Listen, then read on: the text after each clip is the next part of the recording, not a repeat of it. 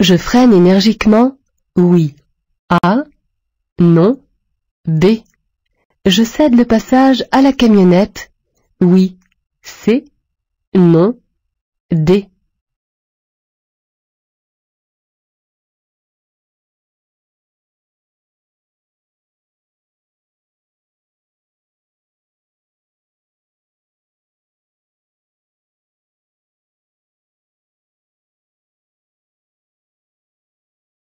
Abordant une intersection sans signalisation, je dois appliquer la règle de la priorité à droite et céder le passage à la camionnette blanche. Un cyclomotoriste me suit de très près. Je ne freine pas énergiquement, mais progressivement, pour éviter de le surprendre et de risquer une collision. Cette balise indique que la voie ferrée comporte une seule voie, oui. A. Non. B. Traverse la chaussée en biais, oui. C. Non. D.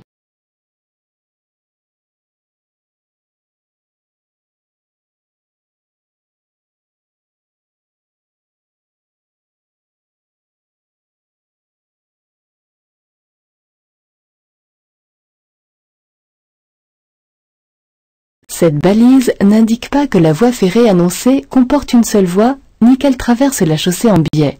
Elle annonce seulement que le passage à niveau est à 50 mètres. J'ai rencontré la même balise comportant 3 traits, 150 mètres avant la voie ferrée, et une autre à 2 traits, 100 mètres avant. À l'intersection annoncée, je céderai le passage. À droite, oui. A. Non. B. À gauche, oui. C. Non. D.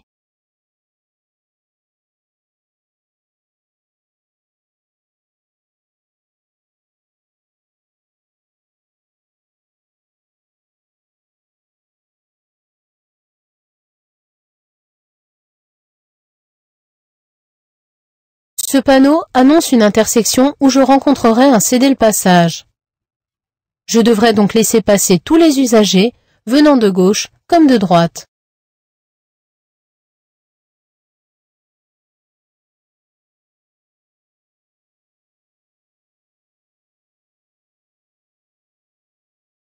Le signal de limitation de vitesse me concerne si je vais à Lyon, oui. A. Non. B. À Beaucaire, oui. C. Non. D.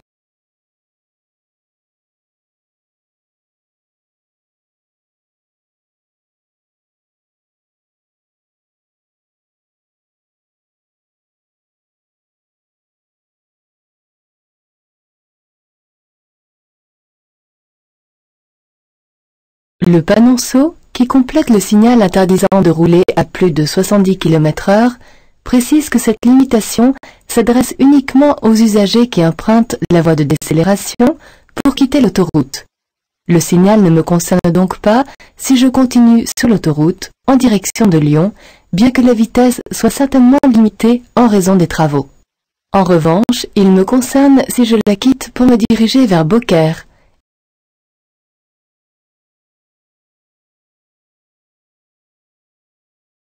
Je vais à gauche. Je cède le passage. A. Je m'engage. B.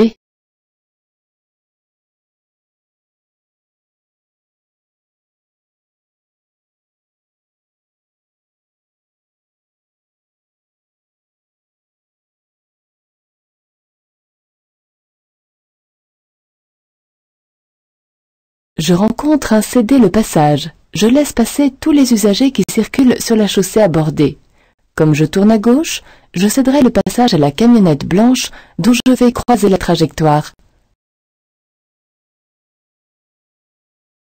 Le panneau indique l'entrée de l'autoroute.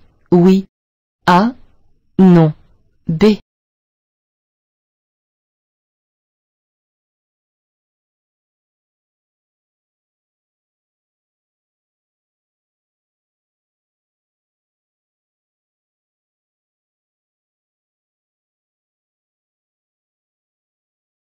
Je circule sur une autoroute, mais ce panneau n'en indique pas l'entrée.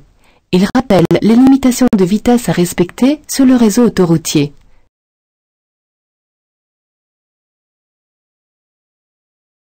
Je m'arrête, oui. A. Non. B. Je place mon pied au-dessus du frein, oui. C. Non. D.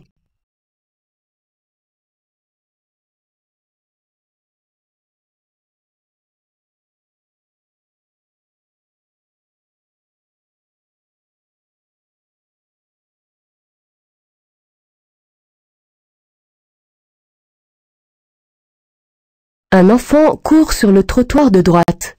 Comme il se dirige dans le sens opposé à la chaussée, il ne représente pas lui-même un danger.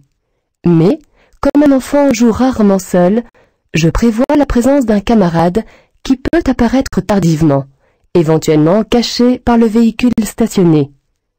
Je ne m'arrête pas, mais je me tiens prêt en roulant au pas et en plaçant mon pied au-dessus du frein. Les sièges arrière de ce véhicule étant utilisables, cet enfant est bien installé. A. Devrait être sur un siège spécial ou un réhausseur. B. Devrait être assis à l'arrière. C.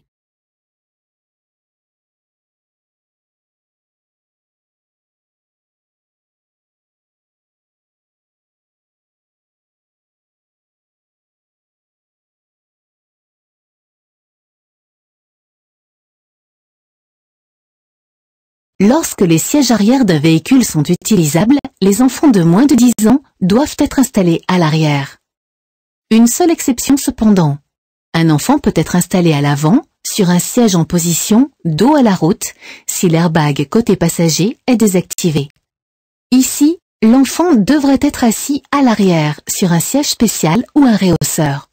En effet, sa ceinture de sécurité ne le tenant pas par-dessus l'épaule, il risque de graves lésions en cas de choc. Sur un même parcours, l'écart de consommation entre un conducteur calme et un conducteur nerveux peut atteindre 40%. Oui. A. Non. B.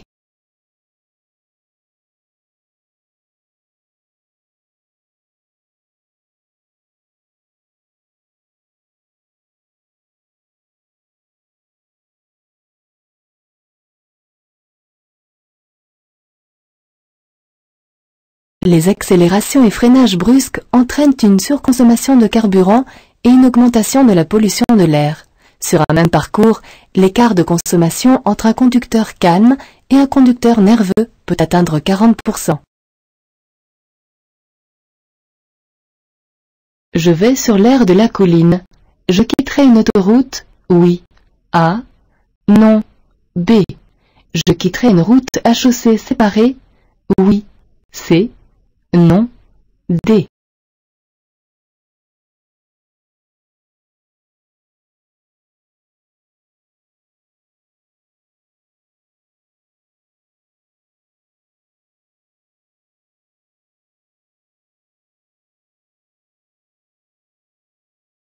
La couleur bleue du panneau m'informe que l'aire de la colline est située sur une autoroute. Sur une route à chaussée séparée, elle serait signalée par un panneau blanc. Pour me rendre sur l'aire de la colline, je ne quitterai donc pas une route à chaussée séparée. Mais je ne quitterai pas non plus l'autoroute puisqu'une aire de repos fait partie intégrante du réseau autoroutier.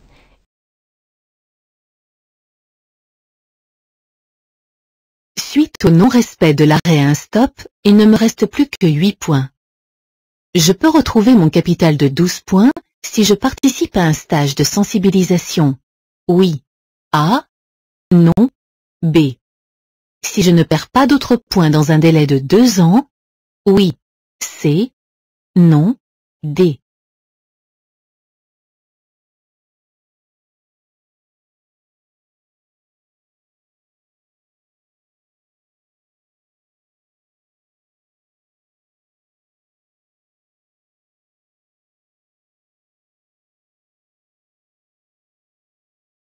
La participation à un stage de sensibilisation de 2 jours permet la récupération de 4 points sur le permis de conduire. S'il me reste 8 points, je pourrai donc retrouver un capital de 12 points à la fin de ce stage.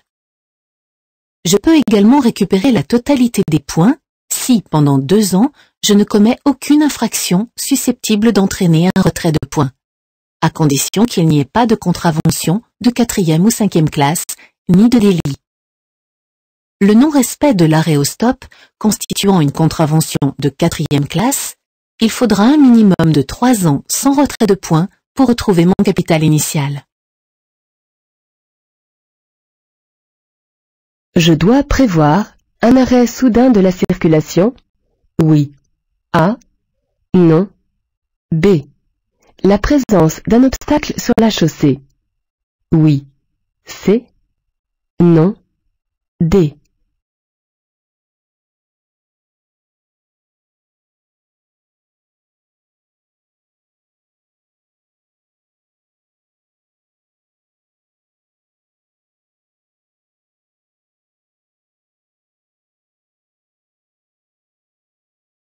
La camionnette arrêtée sur la borne d'arrêt d'urgence annonce un danger dont je ne connais pas la nature. Je dois prévoir un arrêt soudain de la circulation qui est très dense pour le moment, ainsi que la présence possible d'un obstacle sur la chaussée comme un véhicule en panne, un accident ou un chantier mobile. Pour ne pas me laisser surprendre, j'observe les véhicules au loin, je ralentis et j'augmente la distance de sécurité derrière la voiture qui me précède. Pour dépasser cet usager, je dois m'écarter d'au moins 0,50 m. A. 1 mètre. B. 1,50 m. C.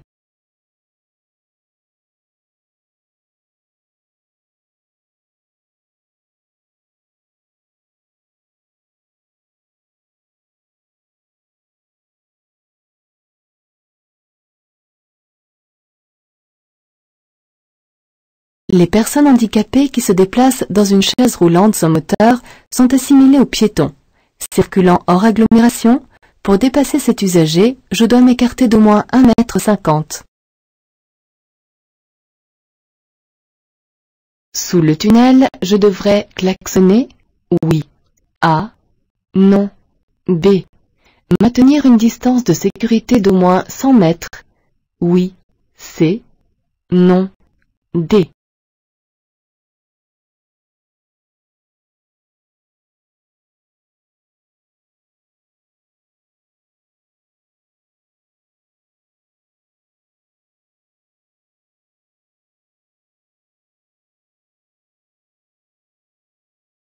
Sous le panneau d'indication, les signaux précisent les règles qui devront être appliquées dans le tunnel. Je devrais donc maintenir, quelle que soit ma vitesse, une distance de sécurité d'au moins 100 mètres derrière le véhicule qui me précède. En outre, il sera interdit de klaxonner. Il est essentiel d'effectuer un prédiagnostic des victimes avant d'alerter les secours. Oui. A. Non. B.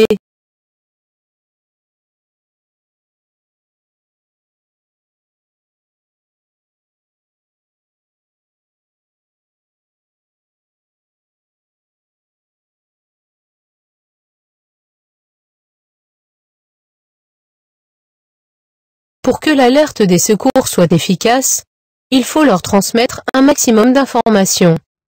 Avant de les appeler, je fais d'abord un prédiagnostic. Pour cela, je compte le nombre de victimes.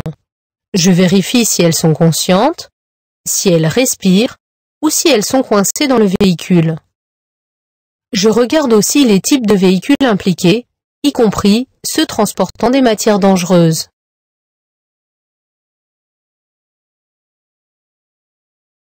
Un conducteur novice est en infraction dès que son taux d'alcool atteint 0,10 mg par litre d'air expiré, A, 0,20 mg par litre d'air expiré, B, 0,25 mg par litre d'air expiré, C, 0,40 mg par litre d'air expiré, D.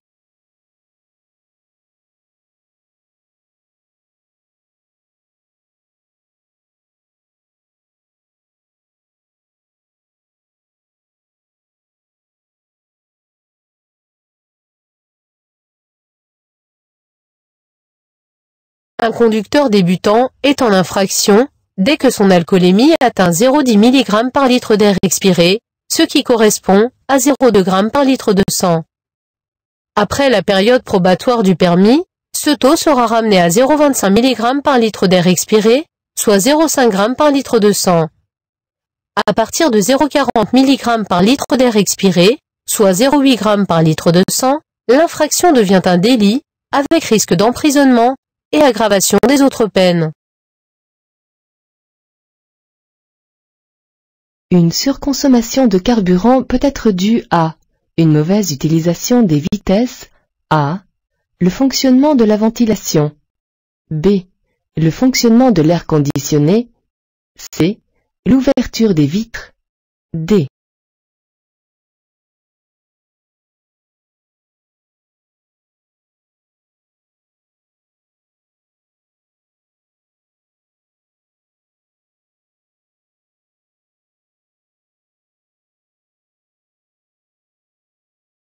Pour économiser du carburant, il faut éviter les sous-régimes, mais surtout les sur-régimes dus à un rapport inadapté, c'est-à-dire une mauvaise utilisation des vitesses.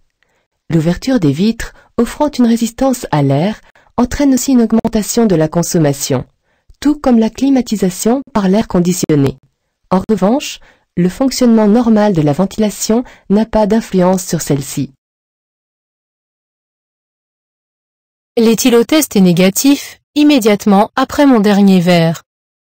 Il peut ne plus l'être 30 minutes plus tard. Oui. A. Non. B.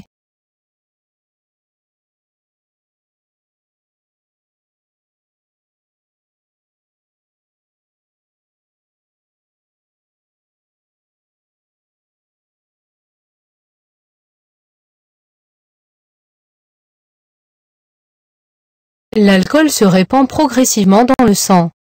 Après le dernier verre, le taux d'alcool continue d'augmenter et atteint son maximum au bout de 30 minutes s'il a été absorbé à jeun et 1 heure s'il a été consommé au cours d'un repas.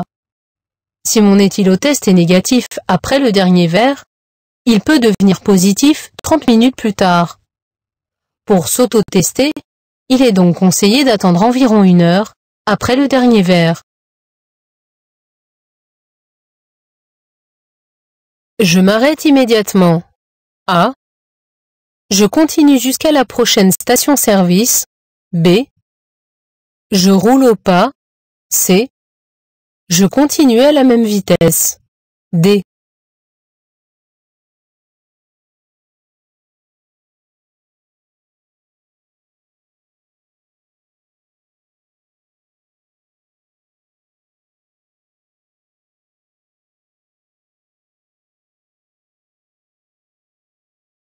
Contrairement aux voyants rouges, les voyants oranges ne nécessitent pas d'arrêt d'urgence. Lorsque le voyant du carburant s'allume, je peux encore rouler pendant plusieurs dizaines de kilomètres. Je n'ai donc aucune raison de m'arrêter dans ce tunnel. Je continue ma route à la même vitesse jusqu'à la prochaine station-service.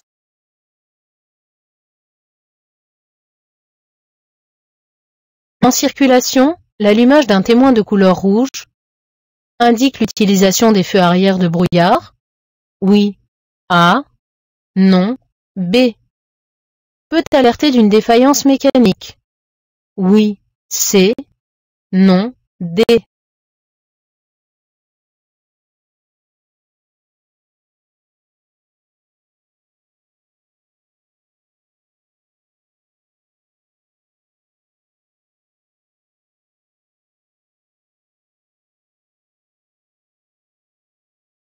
Le témoin d'allumage des feux arrière de brouillard n'est pas de couleur rouge, mais orange. En circulation, si un témoin de couleur rouge s'allume, c'est pour attirer l'attention du conducteur sur une défaillance mécanique, le serrage du frein à main ou bien le fonctionnement des feux de détresse.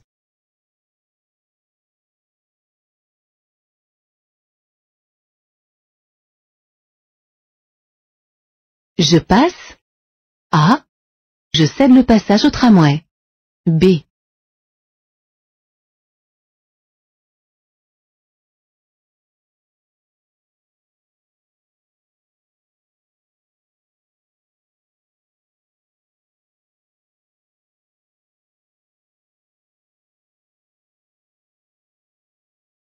En règle générale, les tramways sont prioritaires, mais ils doivent respecter les signaux d'arrêt.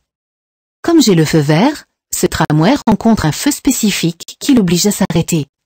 Je m'engage donc sans lui céder le passage. Après ce panneau, je pourrais trouver des cyclistes. Oui. A. Non. B.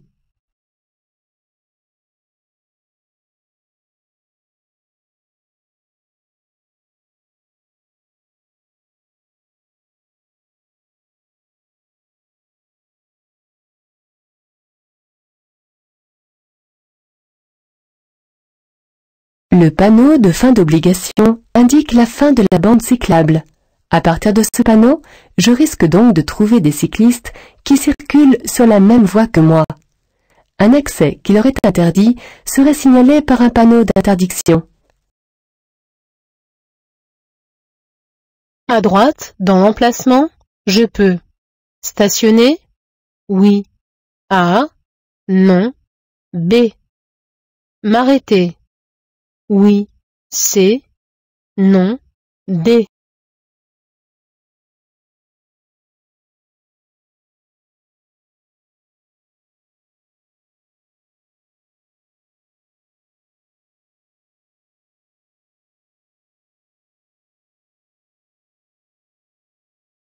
Ce panneau indique une interdiction de s'arrêter. Ces deux panonceaux précisent que l'emplacement de droite est une zone d'évitement. Elles permettent aux véhicules qui continuent tout droit de dépasser ceux qui tournent à gauche. Je ne dois donc ni y stationner, ni m'y arrêter. À 150 mètres, je pourrais rencontrer le panneau 1, oui. A. Non. B. Le panneau 2, oui. C. Non. D.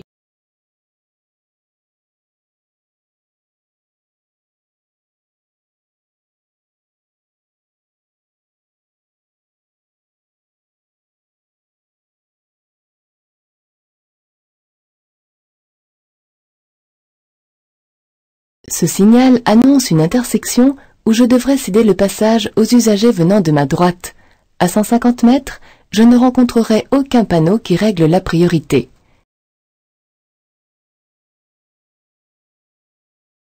Dans cette station, le gonflage des pneumatiques est gratuit, A, payant, B.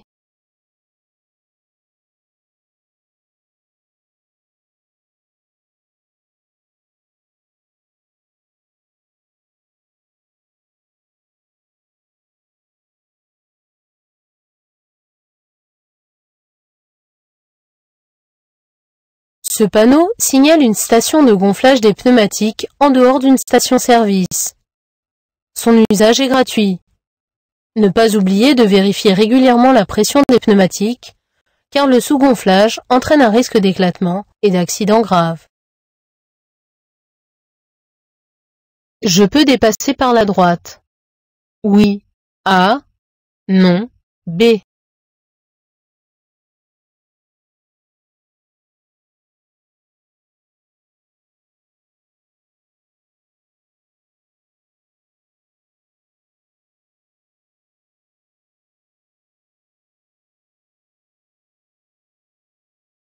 Les feux en forme de flèche sont verts, aussi bien pour aller tout droit que pour tourner à droite.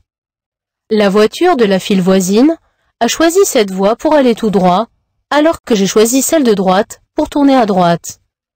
N'allant pas dans la même direction, je peux donc la dépasser par la droite.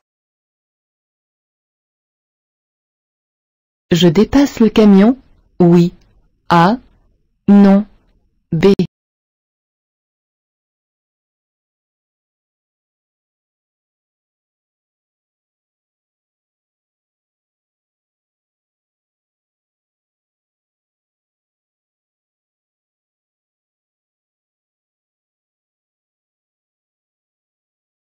Le conducteur du camion a allumé son clignotant, signalant ainsi son intention de se déporter sur la voie de gauche.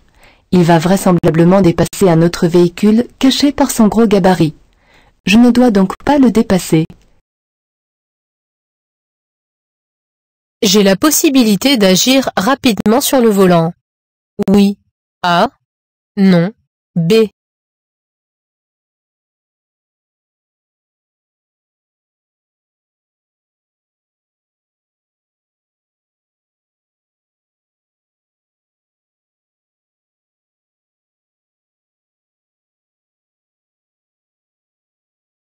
Pour agir rapidement et efficacement sur le volant, le conducteur a besoin de ses deux mains. Ici, je ne peux donc pas intervenir avec rapidité. Pour stationner sur l'accotement, je laisserai le levier au point mort. A. Les roues droites. B. Les roues braquées à droite. C. Les roues braquées à gauche. D.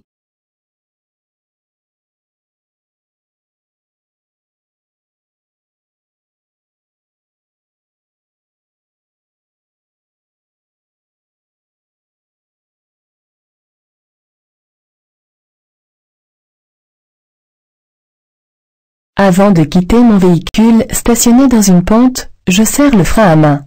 Mais cela n'est pas suffisant, car en cas de défaillance de ce dernier, la voiture risque de partir, prendre de la vitesse et causer un accident très grave. Je ne laisserai pas le levier au point mort, mais j'enclencherai une vitesse, de préférence la première, afin de bloquer la voiture. Je braquerai aussi les roues du côté opposé à la chaussée, à droite, afin que le véhicule ne puisse ni descendre, ni traverser la route. En marche normale, je suis bien placé. Oui. A. Non. B.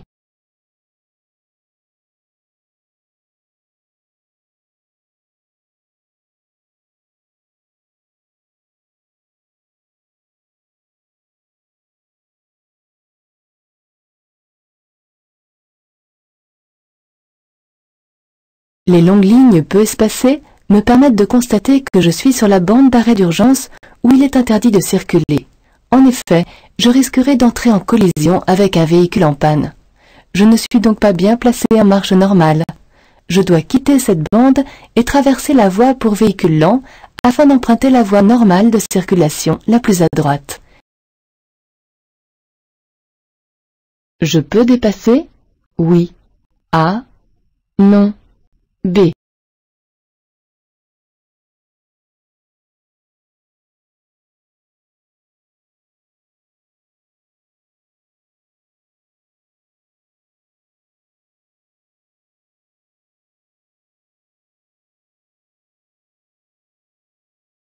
Le dépassement est habituellement autorisé au feu vert, mais ici, je ne dois pas me fier à la position des voitures mal stationnées du côté gauche. L'orientation des flèches au sol m'indique que je circule sur une chaussée à double sens et la voiture qui me précède masque la visibilité vers l'avant. En dépassant dans ces conditions, je risque d'être surpris par un véhicule qui arrive en face.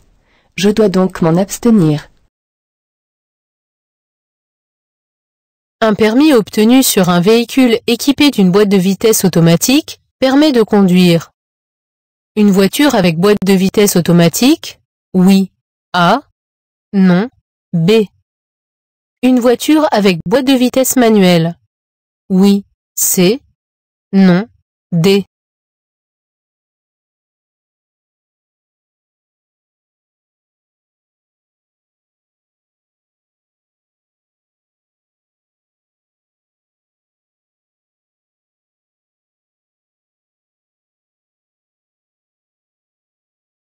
Il est possible de passer l'épreuve pratique du permis sur une voiture équipée d'une boîte automatique.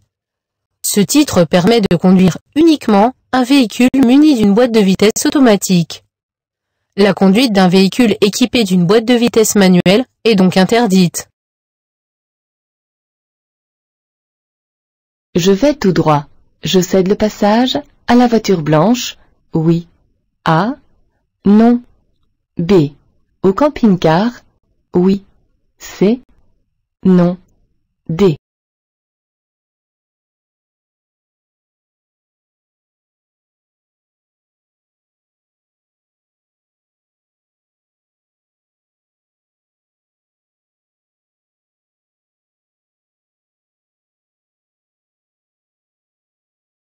Abordant une intersection sans signalisation, j'applique la règle de la priorité à droite.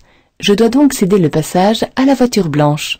En revanche, le camping-car qui se trouve à ma gauche doit me laisser passer avant de tourner. La recherche des indices utiles améliore la qualité. De l'analyse? Oui. A. Non. B. De la décision? Oui. C. Non. D.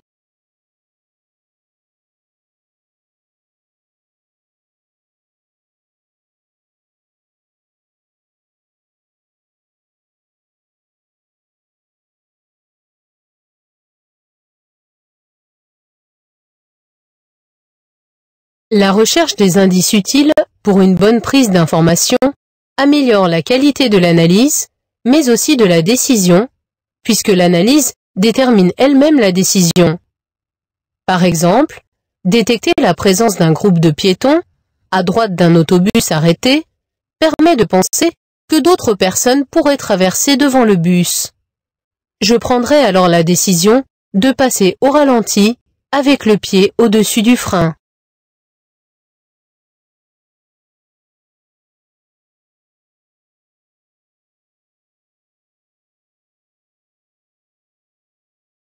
L'indice le plus important est situé en A, B, C.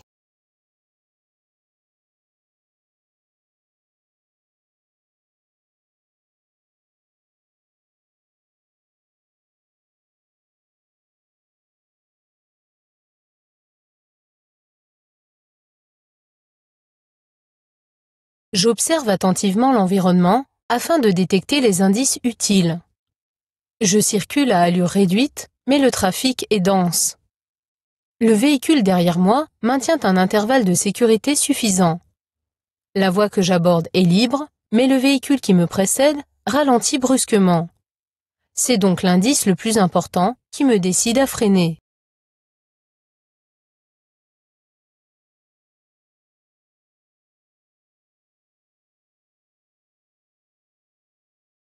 Je suis bien stationné? Oui. A. Non. B.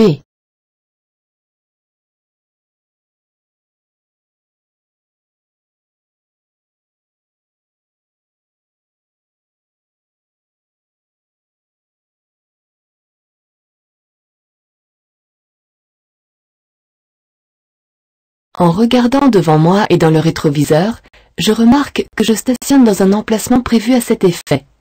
La couleur bleue des lignes qui le délimitent signifie que je suis dans une zone bleue où le stationnement est à durée limitée.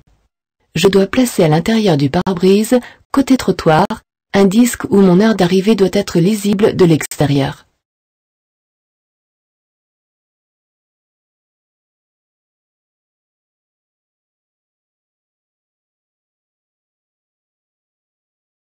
Dans ce croisement difficile, je serre à droite, puis je ralentis. A. Je ralentis, puis je serre à droite. B.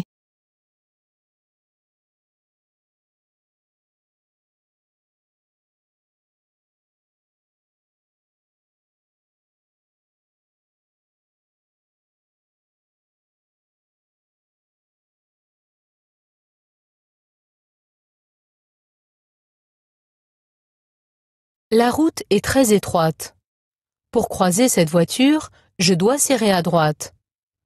Mes roues droites vont donc empiéter sur l'accotement. L'adhérence y est moins bonne que sur la chaussée et le risque de perte de contrôle plus important. Par conséquent, je dois ralentir avant de serrer à droite.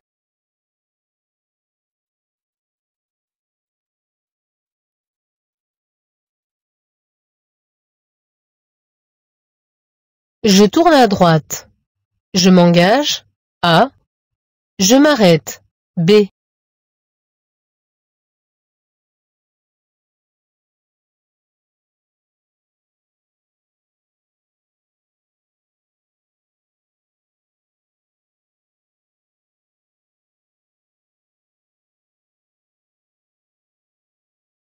Lorsque, comme ici, le feu jaune clignote, je dois appliquer les mêmes règles de priorité que que si j'abordais une intersection sans feu.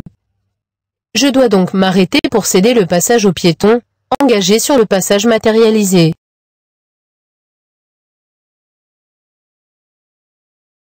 La nuit, l'appréciation des distances est faussée. A. L'appréciation des vitesses est faussée. B. La perception des reliefs est améliorée. C. Le risque d'éblouissement est augmenté. D.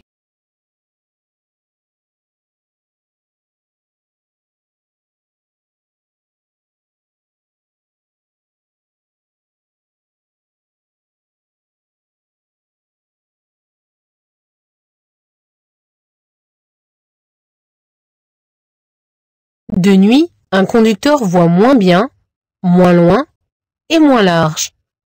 S'il voit très bien de jour, il devient en quelque sorte myope lorsque la nuit tombe. L'appréciation des distances et des vitesses est faussée et le risque d'éblouissement est augmenté. Loin d'être améliorée, la perception des reliefs est nettement moins bonne de nuit que de jour.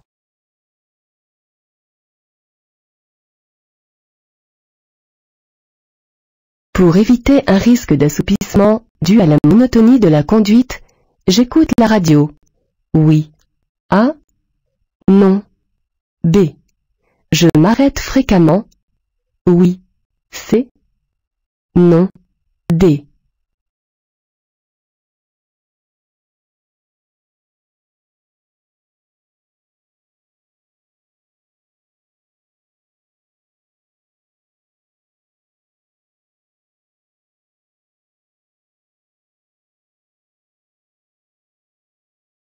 La monotonie de la conduite, notamment en ligne droite et sur autoroute, entraîne une baisse de vigilance allant jusqu'à l'assoupissement. Pour limiter ce risque, je maintiens un minimum d'activité en écoutant par exemple la radio. Je m'arrête fréquemment. En rappel, une pause de 15 à 20 minutes est nécessaire au moins toutes les 2 heures. Mais je dois m'arrêter dès que des signes de fatigue se manifestent.